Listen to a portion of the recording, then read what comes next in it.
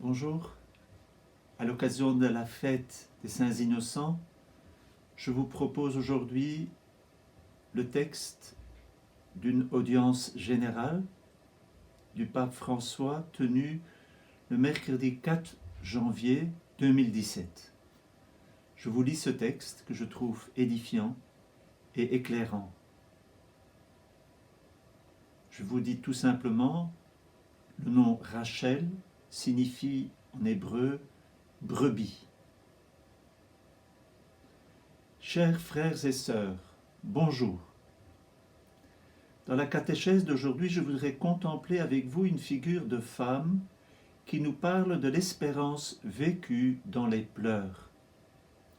L'espérance vécue dans les pleurs. Il s'agit de Rachel, la femme de Jacob et la mère de Joseph et Benjamin, celle qui, comme nous le raconte le livre de la Genèse, meurt en donnant le jour à son deuxième enfant, c'est-à-dire Benjamin.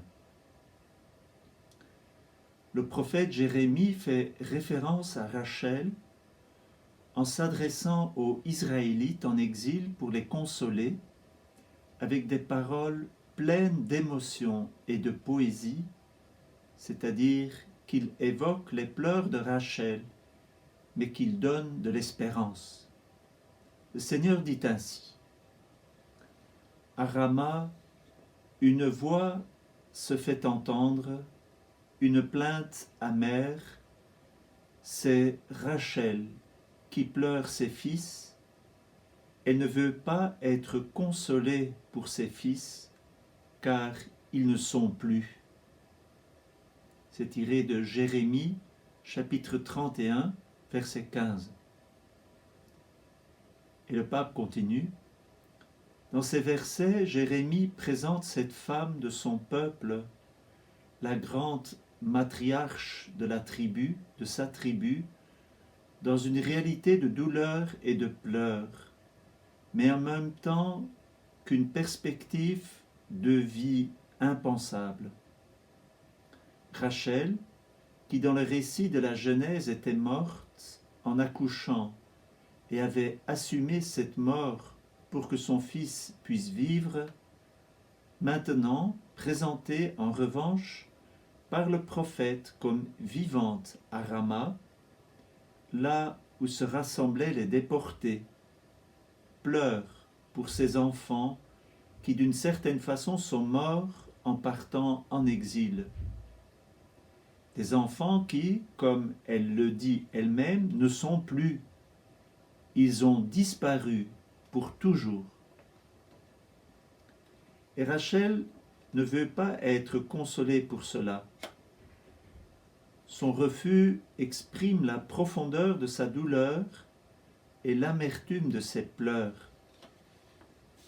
Devant la tragédie de la perte de ses enfants, une mère ne peut pas accepter de paroles ou de gestes de consolation qui sont toujours inadaptés, jamais en mesure d'adoucir la douleur d'une blessure qui ne peut pas et ne veut pas être cicatrisée.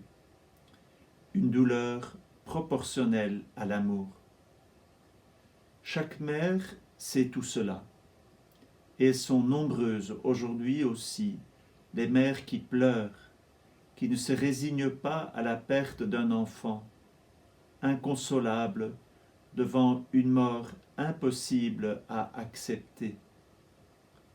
Rachel porte en elle la douleur de toutes les mères du monde, de chaque époque, et les larmes de chaque être humain qui pleure des pertes irréparables. Ce refus de Rachel, qui ne veut pas être consolée, nous enseigne également la grande délicatesse qui nous est demandée devant la douleur d'autrui. Pour parler d'espérance à celui qui est désespéré, il faut partager son désespoir. Pour essuyer une larme sur le visage de celui qui souffre, il faut unir nos pleurs aux siens. Ce n'est qu'ainsi que nos paroles peuvent être réellement capables de donner un peu d'espérance. Et si je ne peux pas donner une telle parole avec les pleurs, avec la douleur, mieux vaut le silence, la caresse, le geste, sans aucune parole. Et Dieu, avec sa délicatesse et son amour, répond aux pleurs de Rachel par des paroles véritables, pas fausses. En effet, le texte de Jérémie se poursuit ainsi. Le Seigneur dit, il répond à ses pleurs. Cesse ta plainte, sèche tes yeux, car il est une compensation pour ta peine, oracle de Yahvé. Ils vont revenir du pays ennemi. Il y a donc espoir pour ton avenir, oracle du Seigneur. Ils vont revenir, tes fils, sur leur territoire. Tiré du prophète Jérémie, chapitre 31, versets 16 et 17. Précisément à cause des pleurs de la mère, il y a encore de l'espérance pour ces enfants qui recommencent à vivre. Cette femme qui avait accepté de mourir au moment de son accouchement pour que ses fils puissent vivre, grâce à ses pleurs est à présent début d'une vie nouvelle pour ces enfants exilés, prisonniers, loin de leur patrie. À la douleur et aux pleurs amers de Rachel, le Seigneur répond par une promesse qui, à présent, peut être pour elle un motif de véritable consolation. Le peuple pourra revenir d'exil et vivre dans la foi, librement, sa relation avec Dieu. Les larmes ont engendré l'espérance, et cela n'est pas facile à comprendre, mais c'est vrai. Très souvent dans notre vie, les larmes sèment l'espérance. Ce sont des semences d'espérance. Comme nous le savons, ce texte de Jérémie est ensuite repris par l'évangéliste Matthieu et appliqué au massacre des saints innocents. Un texte qui nous met face à la tragédie du massacre d'êtres humains sans défense, à l'horreur du pouvoir qui méprise et supprime la vie. Les enfants de Bethléem moururent à cause de Jésus, et lui, agneau innocent, devait ensuite mourir à son tour pour nous tous. Le Fils de Dieu est entré dans la douleur des hommes. Il ne faut pas oublier cela. Quand quelqu'un s'adresse à moi et me pose des questions difficiles, par exemple, dites-moi, Père, pourquoi les enfants souffrent-ils? Vraiment, je ne sais pas quoi répondre. Je dis seulement, regarde le crucifié. Dieu nous a donné son Fils, il a souffert, et peut-être trouveras-tu là une réponse. Mais des réponses d'ici,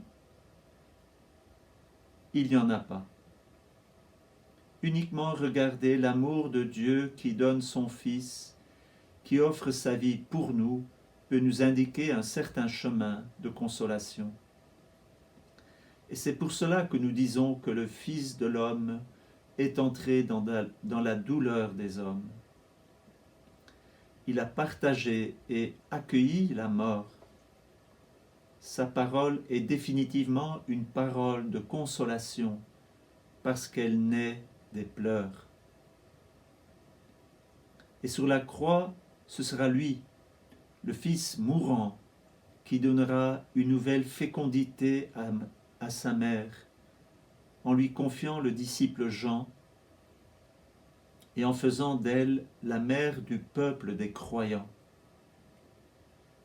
La mort est vaincue, et c'est ainsi que s'accomplit la prophétie de Jérémie. Les larmes de Marie, elles aussi, comme celles de Rachel, ont engendré l'espérance et une vie nouvelle.